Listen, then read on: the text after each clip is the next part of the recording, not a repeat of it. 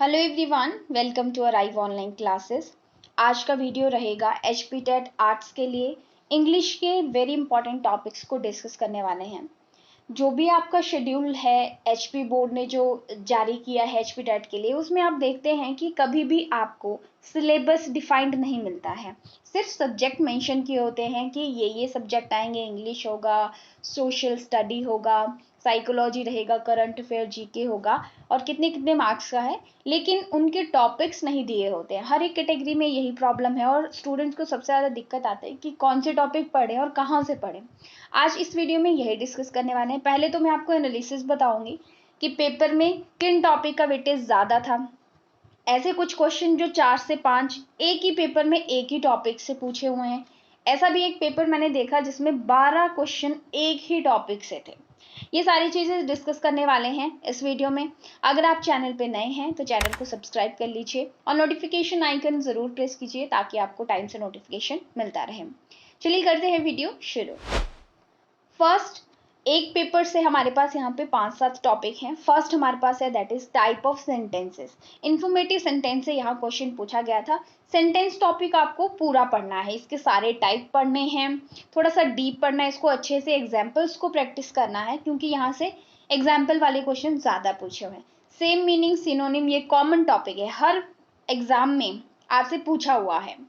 Preposition ज़्यादा बार नहीं पूछा हुआ है लेकिन आपको पढ़ना है क्योंकि इजी टॉपिक है। ग्रामर के जो इजी टॉपिक है वो तो आपको छोड़ने ही नहीं है, चाहे वो एक बार ही पूछे गए हों, क्योंकि वो इजीली ग्रैब आप कर सकते हैं नॉलेज। अगला है सब्स्टिट्यूशन। सेंटेंस के अंदर किस तरह से सब्स्टिट्यूशन होता है, जैसे यहाँ पे मैंने ये आपके ही एग्जाम का एक क्वेश्चन लगाया हुआ है, प्रॉपर्टी इनहेरिटेड फ्रॉम फादर और एनसेस्टर। ये पूरा एक सेंटेंस है। इस पूरे सेंटेंस के लिए एक वर्ड क्या इस्तेमाल हो सकता है, इस तरह का प्रश्न होता है। तो यहाँ पे इसका सही आंसर हो जाएगा पैट्रिमोनी। एंसेस्टर का मतलब होता है पूर्वज, हमारे जो पूर्वज हैं। अगला टॉपिक है यूज ऑफ वॉइस, एक्टिव और पैसिव वॉइस, इजी टॉपिक है। टेंसेस का यूज, वैसे टेंसेस इजी होते हैं लेकिन कुछ स्टूडेंट्स के वीक होते हैं सेंटेंसेस, तो यहाँ पे आपको पढ़ने हैं रूल, और अगर आपको रूल्स क्लियर है टेंसेस के तो इजिली आप टेंस रिलेटेड क्वेश्चन आराम से कर लें। फॉर्म ऑफ वर्ब्स, ठीक है, कि कौन से तरह का वर्ब यूज हुआ है सेंटेंस में, इस तरह का क्वेश्चन। और 2 क्वेश्चन, इस एक पेपर में 2 क्वेश्चन एक ही टॉपिक से पूछे हुए हैं। और अगर ये जो मैंने आपको अभी एग्जांपल बताया सब्स्टिट्यूशन का सेंटेंस के अंदर, यहाँ पे इस पेपर में 4 से 5 क्वेश्चन ऐसे पूछे गए थे, ठीक है। नियरेस्ट मीनिंग, सिनोनिम की बात करें या सेंटेंस की बात करें तो 2 से 3 क्वेश्चन सेम पेपर में पूछे हुए हैं।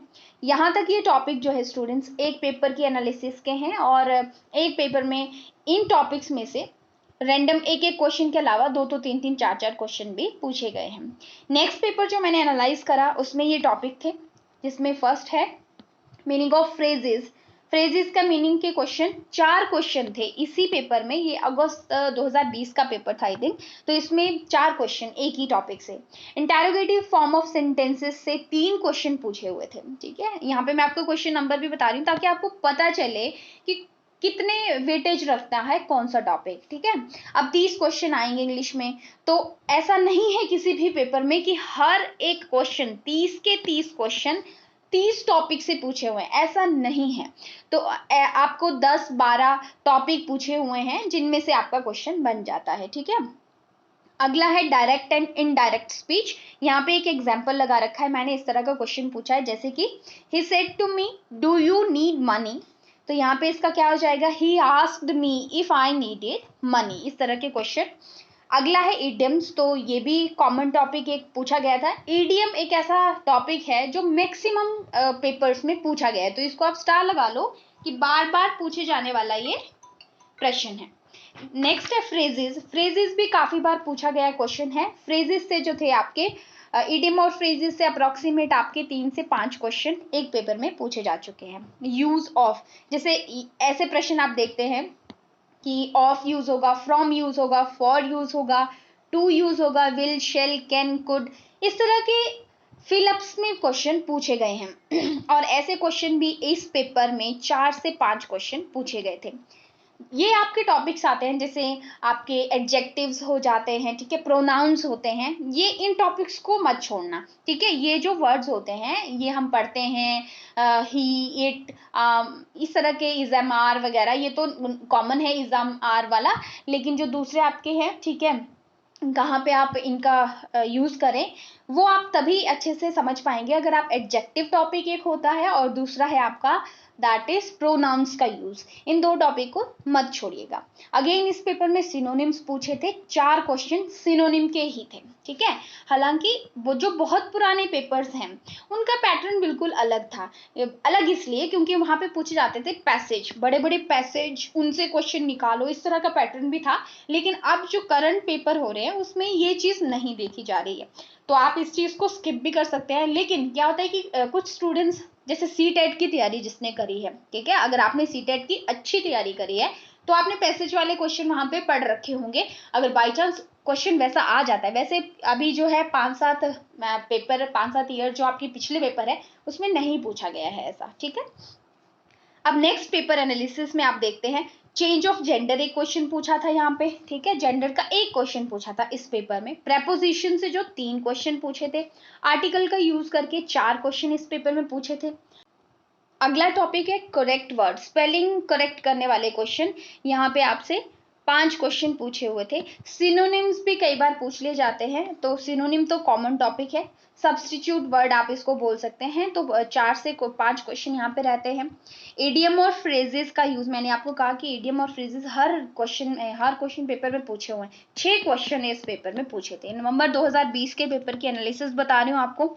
अगला पेपर देखते हैं, नेक्स्ट पेपर है हमारा 2019 का पेपर है ये। नियरेस्ट मीनिंग के क्वेश्चन पूछे थे, 2 प्रश्न यहाँ से ही पूछे गए थे। ऑपोजिट मीनिंग का एक क्वेश्चन था।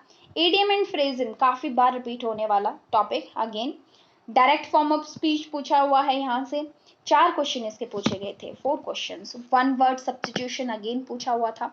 सिंपल एंड कॉम्प्लेक्स सेंटेंसेस के बारे में पूछा हुआ था। नेक्स्ट आपका कंजक्शंस के क्वेश्चन पूछे हुए थे, 2 प्रश्न यहाँ पे ये थे, ठीक है। वर्ड मीनिंग पूछा हुआ था, यहाँ पे वर्ड मीनिंग का रेयर क्वेश्चन था, लेकिन आपका स्कोर बनाने के लिए ये भी इजी हो जाता है। हालांकि अब इजी वर्ड मीनिंग नहीं पूछे जाते हैं, थोड़ा सा डीप लेवल का पूछा जाता है। फिलअप्स, काफी ज्यादा फिलअप्स पूछे हुए थे।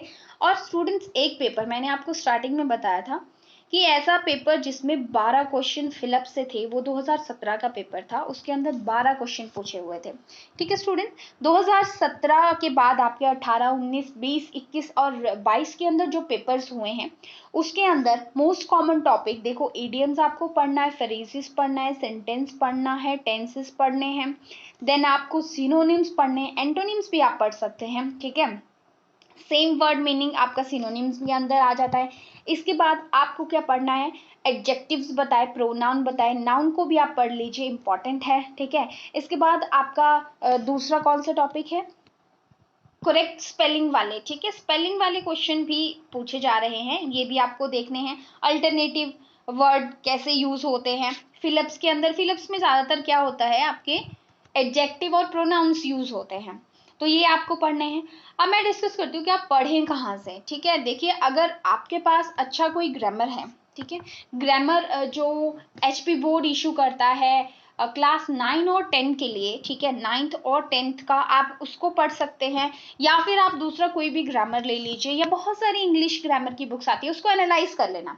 एनालाइज करने के लिए आपको क्या चीजें फॉलो करनी है, फर्स्ट ऑफ ऑल टॉपिक्स देखने हैं आपने, ठीक है, इंडेक्स के अंदर टॉपिक्स देख लिए कि आपके मतलब के टॉपिक्स हैं या नहीं है, ठीक है, ये देख लिया। दूसरी बात, जब टॉपिक देख लिया उसके बाद आप कोई भी रैंडम टॉपिक निकाल लो, जैसे आपने देखो सेंटेंसेस निकाल दिया, टाइप ऑफ सेंटेंसेस, देखो सेंटेंसेस के अंदर उन्होंने प्रॉपर टाइप ऑफ सेंटेंसेस दिए हैं या नहीं दिए हैं, और एग्जांपल्स, ये जरूर अपनी बुक लेते टाइम देखिए कि उसमें जो टॉपिक दिया हुआ है उसके क्या एग्जाम्पल भी दिए हुए हैं।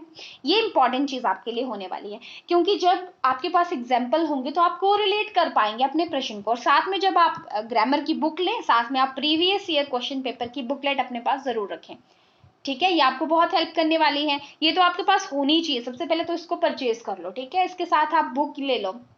और अगर आप आर्ट्स के लिए कोई बुक फॉलो करना चाहते हैं तो लखनपाल की बुक आप ले सकते हैं, ठीक है, ओमेगा पब्लिकेशन, ये आप देख सकते हैं बुक्स, अगर आपको अच्छी लगती हैं तो आप इनको ले सकते हैं। बाकी आपके दूसरे जो टॉपिक रहते हैं, इंग्लिश का तो मैंने आपको मेनली ये बता दिया। अब आपका जो आर्ट्स के लिए SST या जिसको हम अब सोशल साइंस बोलते हैं, उसके टॉपिक NCERT से कौन सी कक्षा से क्या पूछा गया है, NCERT की बात कर रही हूँ, वो मैंने उसके ऊपर एक डिटेल्ड वीडियो बनाया है। वीडियो का लिंक आपको वीडियो के एंड में मैं मेंशन कर दूंगी, वहां से डायरेक्ट क्लिक करके आप पहुंच सकते हैं। आर्ट्स के लिए डिफरेंट प्लेलिस्ट पे बना हुआ, उसमें आपको कुछ वीडियो मिल जाएंगी, प्लस आपको आर्ट्स के लिए साइकोलॉजी की सीरीज हमारे चैनल पे मिल जाएगी, जिसको आप पढ़ सकते हैं और अपनी अच्छी तैयारी कर सकते हैं। अभी हम अगले मंथ से शुरू करने जा रहे हैं जीके की एक सीरीज, बहुत इंपॉर्टेंट रहने वाली है। उसमें हम जो है NCERT बेस्ड क्वेश्चन भी देखेंगे और प्लस दूसरी बुक्स के भी वैलिड क्वेश्चंस देखने वाले हैं, और मोस्ट रिपीटेटेड जो क्वेश्चन होते हैं, ज्यादा बार पूछे जाने वाले प्रश्न, उनको करने वाले हैं। तो चैनल के साथ आप जुड़ जाइए और चैनल को जरूर सब्सक्राइब कीजिए। अगर आपको वीडियो से हेल्प मिलती है तो जरूर आप वीडियो को लाइक शेयर कीजिए और अपने कमेंट्स हमें जरूर दीजिए, जिससे हमें एक फीडबैक मिलता है आपकी रिक्वायरमेंट्स का। Thank you so much for watching. हम मिलते हैं अगली वीडियो में।